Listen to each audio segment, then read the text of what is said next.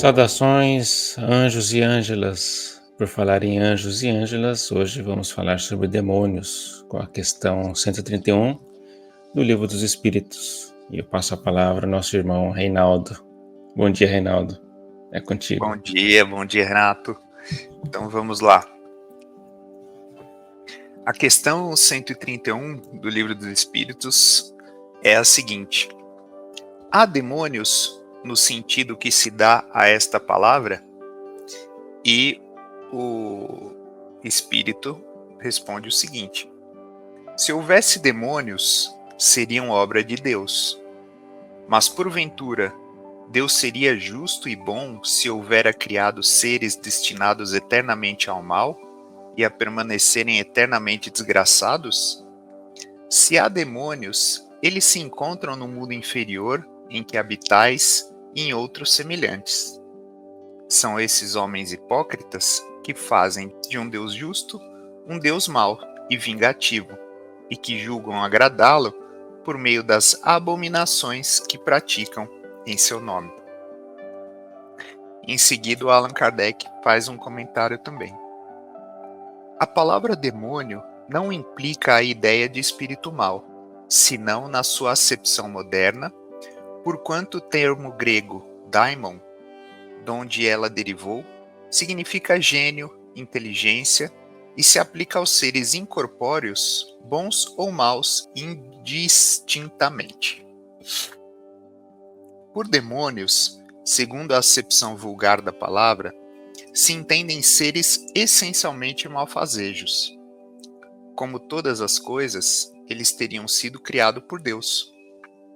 Ora, Deus, que é soberanamente justo e bom, não pode ter criado seres prepostos, por sua natureza, ao mal e condenados por toda a eternidade. Se não fossem obra de Deus, existiriam, como ele, desde toda a eternidade, e então haveria muitas potências soberanas. A primeira condição de toda a doutrina é ser lógica.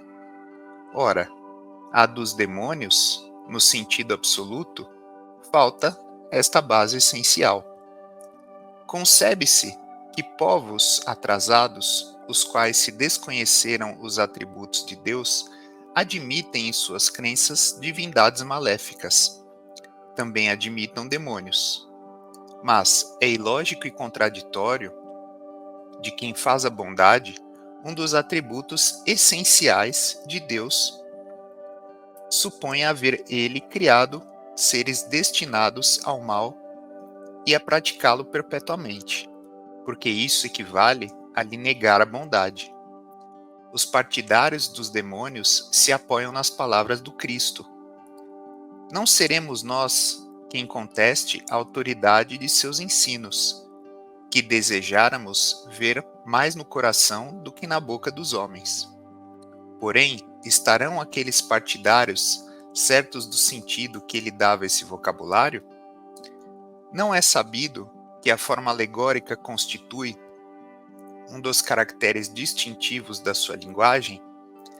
Dever-se-á tomar ao pé da letra tudo que o Evangelho contém? Não precisamos de outra prova além da que nos fornece esta passagem. Logo, após esses dias de aflição, o sol escurecerá, e a lua não mais dará sua luz. As estrelas cairão do céu, e as potências do céu se abalarão. Em verdade vos digo que esta geração não passará sem que todas estas coisas se tenham cumprido. Não temos visto a ciência contraditar a forma do texto bíblico. No tocante à criação e ao movimento da terra, não se dará o mesmo com algumas figuras de que se serviu o Cristo, que tinha de falar de acordo com os tempos e os lugares? Não é possível que ele haja dito conscientemente uma falsidade. Assim, pois, se nas suas palavras há coisas que parecem chocar a razão, é que não as compreendemos bem ou as interpretamos mal. Os homens fizeram com os demônios o que fizeram com os anjos.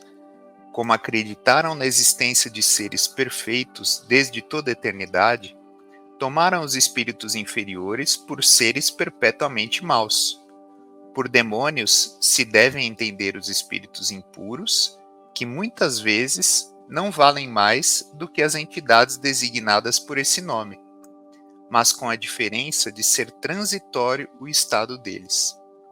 São espíritos imperfeitos que se rebelam contra as provas que lhes tocam e que, por isso, as sofrem mais longamente, porém que, ao seu turno, chegarão a sair daquele estado quando quiserem. Poder-se-ia, pois, aceitar o termo demônio com esta restrição. Como o entendem atualmente, dando-se-lhe um sentido exclusivo, ele induziria ao erro, com o fazer crer na existência de seres especiais criados para o mal.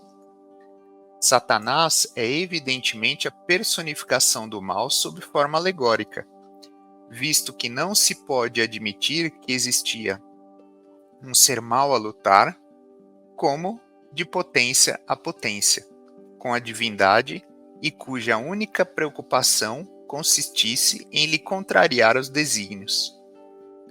Como precisa de figuras e imagens que lhe impressionem a imaginação, o homem pintou os seres incorpóreos sob uma forma material, com atributos que lembram as qualidades ou os defeitos humanos. É assim que os antigos, querendo personificar o tempo, o pintaram com a figura de um velho munido de uma foice e uma ampulheta. Representá-lo pela figura de um mancebo fora contrassenso. O mesmo se verifica com as alegorias da fortuna, da verdade, etc. Os modernos representam os anjos, os puros espíritos, por uma figura radiosa, de asas brancas, emblema de pureza, e Satanás com chifres, garras e os atributos da animalidade, emblema das paixões vis.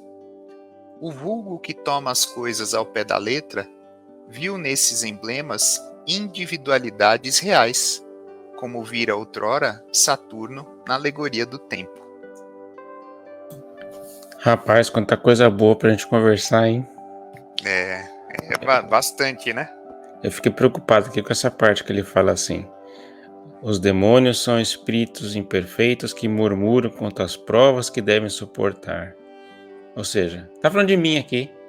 Ó, Renato é o demo. Quantos de nós a gente não reclama, a gente passa murmurando a vida, né? Sobre as questões do tempo. O que te chamou a atenção aqui, Reinaldo? Antes de eu falar sobre as frases aqui do Miramês. É verdade. Acho que antes do comentário que me vem à cabeça, acho que vale a pena uma observação também sobre isso que você falou, né?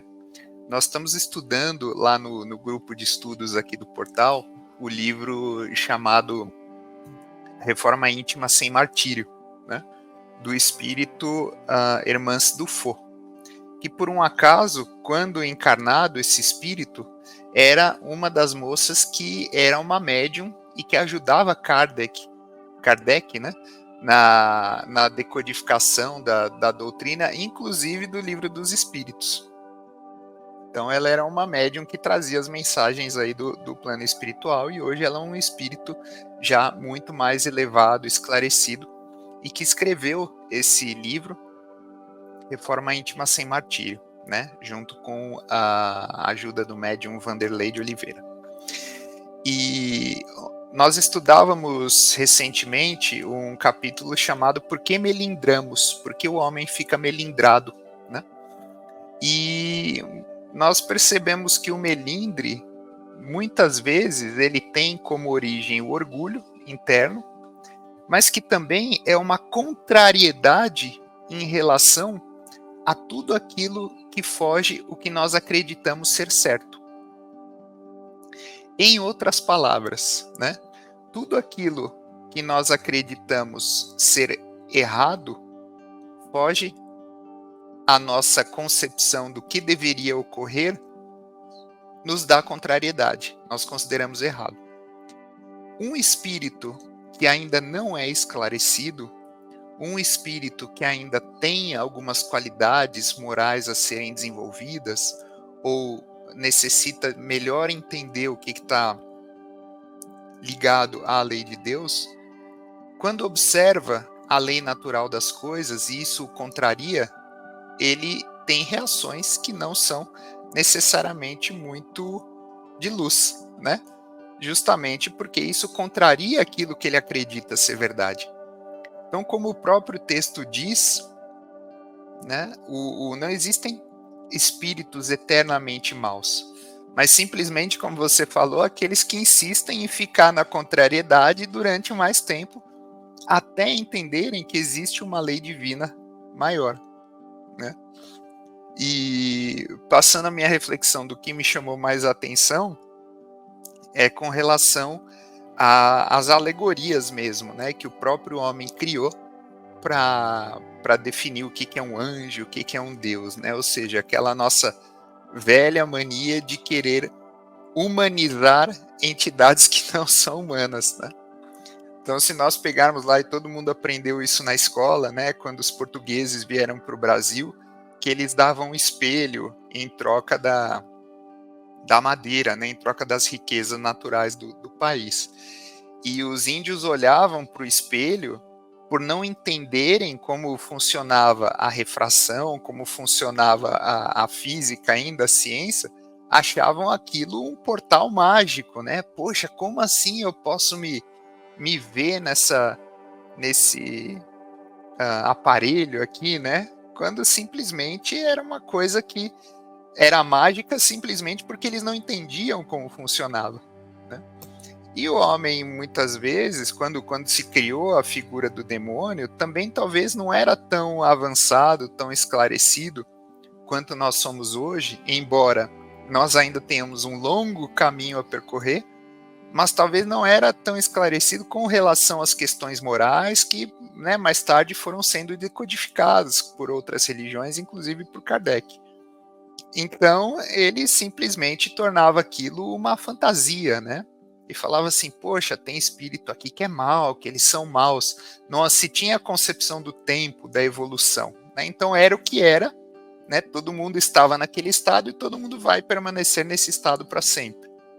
Não existia a ideia muito clara da evolução contínua, né?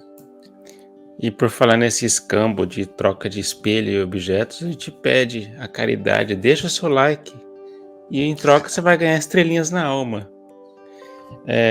O que me chamou a atenção aqui, logo ali bem no meio que ele fala assim, das formas alegóricas, né, como Jesus abordava os discípulos, né, logo após esse dia de aflição, o sol obscurecerá e a lua, ou seja, as pessoas tomavam muito ao pé da letra o que era narrado, né, pela questão de tempo, questão de evolução da humanidade naquela época. Jesus tinha que fazer esses usos dessa linguagem, né, mas você vê que até hoje a gente não evoluiu muito, porque tem gente que ainda fala que aquela passagem que é mais fácil um camelo passar no buraco da agulha do que um rico entrar no reino dos céus. As pessoas acham realmente que é um camelo e que é numa agulha. Mas é que naquela época os fios eram o fio de linha era feito com pelo de camelo mesmo. Então, você vê, as pessoas tomam no pé da letra. Essa questão dos arquétipos também me chamou a atenção, né? Sobre asas brancas, é o símbolo da pureza, os chifres como Satanás, garras. É interessante que em várias culturas tem esses arquétipos, né? Se você olhar os deuses gregos, muitos têm tridente. Se você olhar algumas divindades hindus também, eles também têm tridente. Olha que interessante como os arquétipos seguem um paralelo, né? Deixa eu acrescentar então uns trechos aqui do Espírito Meramês. Eu gosto bastante dessa prosa comentada que ele fala, né? Ele traz algumas coisas interessantes aqui. Disse Jesus, se referindo aos espíritos maus: eles não são maus, eles são apenas ignorantes. Eles merecem o perdão por não compreender a força do bem dentro de si mesmo, e somente o tempo poderá despertá-los para a luz do verdadeiro entendimento. Toda maldade, sem exceção, desconhece a eficiência do amor. E quantos de nós não somos maus, mas a gente desconhece o verdadeiro amor e nossa potencialidade dentro de nós, Em várias pregações que a gente escuta, é mencionado a frase de Jesus dizendo: vós sois deuses. Então, falta um pouco da gente ter essa confiança, né? É. Acho que a gente vive, né, ainda citando aquele capítulo do livro que eu comentei, né, a gente vive também em uma existência, né, uma oportunidade em que nós temos que lidar também com com todas aquelas facilidades que nos foram dadas em vidas anteriores e que nós não queremos perder, né? Ou seja, o ego, ele faz com que nós queiramos tudo para nós e esqueçamos do bem maior. Quando a lei divina, quando a lei universal, né, ela prioriza o coletivo ao indivíduo. Então esse medo de perder o benefício nosso, né, em relação ao outro, né, ou para o outro, para o todo, acaba nos deixando nesse estado de contrariedade e lutando contra a força, né, as leis naturais da coisa, né. Então, acho que é um pouco também, de certa forma, aí, o que o espírito Miramês fala, né. A partir do momento que nós aceitamos que o bem coletivo, né, o bem de todos é mais importante que o bem individual, aí as coisas começam a fluir de uma maneira mais tranquila, né? Mas nós ainda estamos num estado que é difícil compreender isso, né? A gente ainda vive mais no cada um por si, Deus por todos. Então concordo com você, Renato. Ainda a gente evoluiu muito pouco nesse sentido, né? E agora eu vou trazer um plot twist para essa questão de demônios. Olha o que Miramês traz para a gente. Os demônios nos quais podemos crer moram dentro da gente. São coisas que não podemos eliminá-los. E os demônios se chamam ódio, inveja, ciúme, maledicência, orgulho, egoísmo. Então, quando a gente pensa nessas pessoas que praticam exorcismo, por exemplo, está na hora da gente exorcizar dentro de nós todos esses sentimentos que são contrários ao amor de Deus, né?